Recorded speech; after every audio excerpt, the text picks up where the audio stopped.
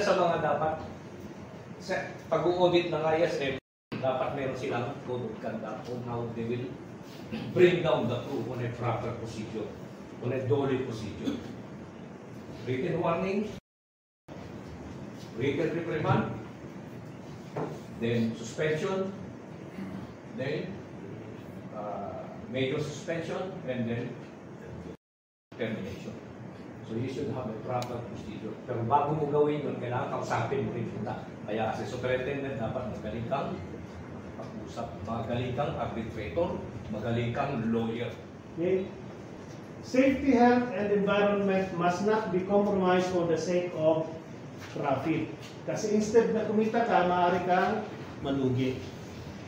So dapat yan ang mindset ngayon ng mga superintendent. No? Always, how to make profit. But at the same time, how to make the ship safe. Okay? Parang hirap i-balance, diba?